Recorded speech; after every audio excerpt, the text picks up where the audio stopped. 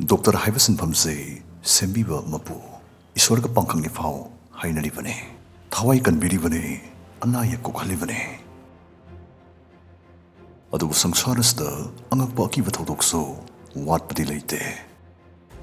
Doctor Gisin Pampani was singing Marukta, Hatke on the me Hatkhiba Doctor sing, Yauki the Vanate. Prithvi Shana Mamingjalava, quite Tiva, quite Minusilate of a serial clerks in the Manunda, Dr. Harold Simon Somone, Magi Mamingsitabiyaroi.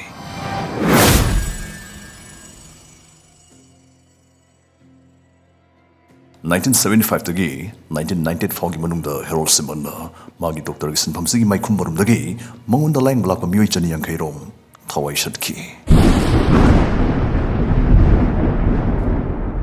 Harold Simon England gi Nottingham da 1946 da pokhi mahak laik dai su yam phana horakhi adubu mane sahi tara dress surakpuda magi apupi mama thabumi cancer narakhi. Mama na laing sangi phamungda asi bagum taduna anaba khangdura leiba matamda mama bu laing liba doctor aduna mama gi masada morphine kaptuna anaba ko hanbadu madu chahi tara ki Harold Simon na yamna yengduna leiki matam pumbada siguma mikup singas na mongonda mi haning magi ul singadu pohalaki boiramgani dana thajanari. Harold Simon mi hanam gdamag mani hana na thak belang se mangon da laing balak sari bami du da suna na da bayam arubulina ama na de hajin gane aduga mana laing masaraga mi du gi masada dimorphin hariba painkiller se little dose haidi sibe ya bachang da kapsin duna mi du hatpa aduga mi du sirakan dana mana punghai hajin khiba arubulina duna marmuraga sibani duna imung manungi mi da hajin gane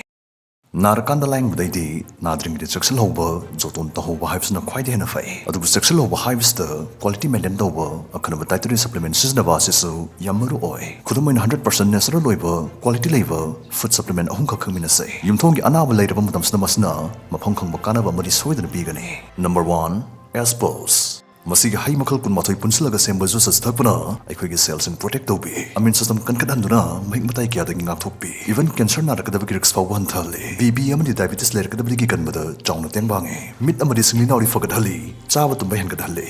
juice asna heart liver am di kidney su fanale hale. Number 2, sarba boost mel masi sizna bana fambi le health chendaba fambi sonba penis kansin bating mai yauda fogat hanbada chawna kan hale stamina hen kad hale hakchang khen kad hale. Number 3, slim care juice masi sizna bana idea wa fat ki changan thale arumba helabasing gi pukta fat face lak ban thale chana thakna badi yorpa mathau hakchang na chupsin ban thale hakchang gi arumba hen gat bagam mari leina na rakada leina sing gi kan bada chawna tengbange product sing si pami basingna screen the hapsa revenue numbers dai da hosuma call to 1976 tamhag Samson Sajinba prescription siznaduna aina yadaba drugs pharmacy dagi lerambagi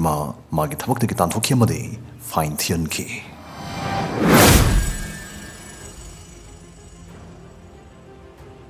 Tizilubada mahag drug addict amo iramudagi rehabilitation clinic amada thamjin ki. Masigi matung ikui kuidana ma phibam phaglapudagi rehab dagi thoroklaga ma thabak amuk hanjin ki. Jahi tara manga Donnybrook Medical Center hari balayang sangstai da thabak pura matung promotion karakpudagi ma 1993 dagi de matom ta lanai oina yum da satuna layang ba yabagi ayabadu pirakhi masdai ahan badamana magi patient singbu yam ningthi na layang biduna masi thaja ba yab doctor amani haibagi mingchatu hana tanslame magi bebhar leiba ingtamna nungsin anaba sing loina bagi mawnga dubu miyamna thagat narame asumna mahak miyam na thajaba misa ama hana oiba haiba magi plan si mai paklaba matungdane mana yam thajadaba mongda magi patient sing mathang hathaba horakadori base magi thoglon bebar fazaba minung sileba saba mai khumdugi marumda mana mi halamgane haibasi kanamtan matam sangna khangba ngamamde patient sing dugi masada daimofin kapsulaga moina sibagi mongdo bit tawduna sum yengba natraga masamsagi yumda siruna bathakibase Harold Simon gi haina bini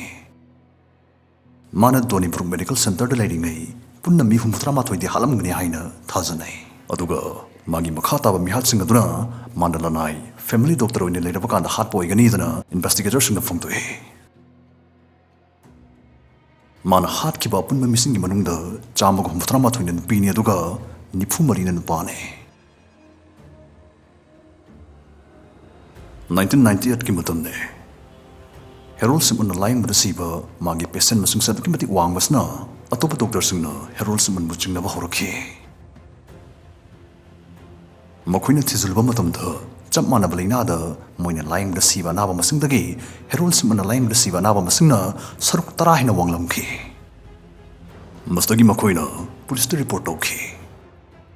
adu asibagi chechang record singda semjin sajin balina kya yamana isinduna thamamana police ne Harold Simon bu phaba ngamkide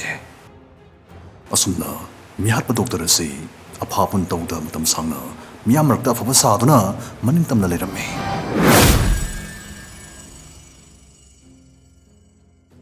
adubu mamai thangda mana aswiba amakak torke mastagi magi maikhumse toiduna kelakibane Kathleen Grandi kaupinu biyama mana halaba matong hatpadudagi handorapana mayor oina mi nupisi ki landum sumana pamakpadagi nupisina sijringida iramu will saduna Harold Simon magi typewriter da will lama iki will adu da mana iriba warol adu de Kathleen Grandi hari nupisna mana sijringi mamangda magi landum punamang masa masuda sinabagi mahod magi Dr. Harold Simon doina sinare aduga magi asibak sangdasu phumbagi mahod mayu oina thabiyu haina iki Masih mihat pasna si baksang tu dagi kudam sangdam evidence pang kita namagi willa tu reason bane. Adu bu mana mamang ai de hising ni bakana tawri ba thabaksna yong mamai chapan ngani haibani mani khang kide. Kathleen Grandi ki masadu mai tha kide adu ma phungke. Adu go mana iramba willa tu ki matang da magi masanu pi Angela da mafam du ki ukilamna pau pirakhi khangalakhi. Pause ek phangbaga khudakti Angela na chingarpdagi police report okay masdagi phumjin kraba Kathleen Grandi gi haksang lokutuna postmortem tokhe postmortem report magi masal ti susingda time of injor ma thingnabdagi Harold Simon police na fakat khe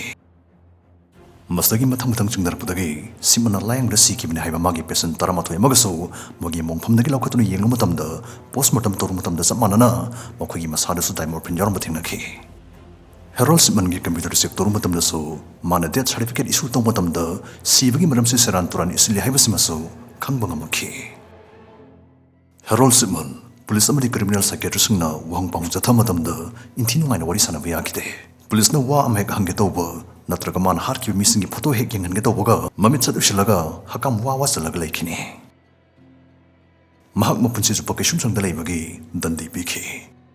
Adubu masagi chahi yangkhinipan sugadaba birthday nongma walinge heral 2004 da masama tantagi sumsan manungda thori yandana sijaramkhi